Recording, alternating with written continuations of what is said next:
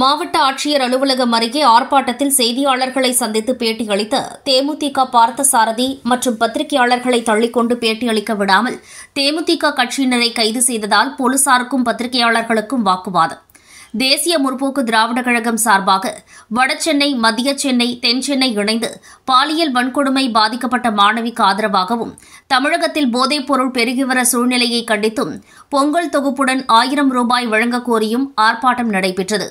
சென்னை மாவட்ட ஆட்சியர் அலுவலகம் அருகே தேசிய முற்போக்கு திராவிடக் கழகம் சார்பாக கழக பொதுச் செயலாளர் பிரேமலதா விஜயகாந்த் உத்தரவின் பேரில் தென் சென்னை, மத்திய சென்னை, வடசென்னை மாவட்டங்கள் சார்பாக தமிழகத்தில் பெண்களுக்கு, மாணவிகளுக்கு தொடர்ந்து நடக்கும் பாலியல் வன்கொடுமையை கண்டித்தும் தமிழகம் முழுவதும் பெண்களுக்கு பாதுகாப்பு வலியுறுத்தியும் பொங்கல் பரிசு தொகுப்புடன் 1000 ரூபாய் வழங்கவும், மழையால் பாதிக்கப்பட்ட மக்களுக்கு, விவசாயிகளுக்கும் நிவாரணத் தொகை வழங்கவும், போதை மற்றும் கஞ்சா இல்லாத தமிழகத்தை உருவாக்கவும் ஆகிய கோரிக்கைகளை வலியுறுத்தி கண்டித்து மாபெரும் ஆர்ப்பாட்டம் கழக துணை பொதுச் செயலாளர் பார்த்தசாரதி தலைமையில் மாவட்ட செயலாளர்கள், முன்னாள் எம்எல்ஏ நலத்தம்பி, எஸ்.கே. மாறன், பிரபாகரன், வி.சி. ஆனந்தன், சூர்யா, வேல்முருகன், செந்தில்குமார் ஆகியோர் முன்னிலையில் 300க்கும் மேற்பட்டோர் தேமுதிகவினர் இந்தியன் வங்கி அருகே இருந்து ஊர்வலமாக வந்து மாவட்ட ஆட்சியர் அலுவலகம் அருகே ஆர்ப்பாட்டத்தில் ஈடுபட்டபோது பத்திரிகையாளர்களை சந்தித்து பார்த்தசாரதி அவர்கள் பேட்டியளித்துக் கொண்டிருக்கும்போது துணை ஆணையர் முத்துக்குமார் தலைமையில் போலீசார் பேட்டியளிக்க விடாமல்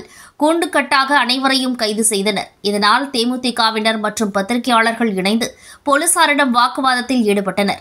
அதன் பின்னர் அனைவரும் கைது செய்யப்பட்டு தனியார் மண்டபத்தில் அடைக்கப்பட்டனர். உங்களுக்கு ஊக்கத்தொகையை வருடந்தோறும் 1000 ரூபாய் கொடுத்திருந்தது. இந்த ஆண்டு அந்த 1000 ரூபாய் கொடுக்காமல் வெறும் பொருட்களுக்கு மட்டும் இந்த ஆண்டு கொடுக்கப்படுகிறோம் என்று ஒரு செய்தி வந்திருக்கிறது. அதை கண்டித்து இந்த தேமுதிக சார்பாக இங்கே ஒரு ஆர்ப்பாட்டத்தை நடத்தி கொள்கிறோம்.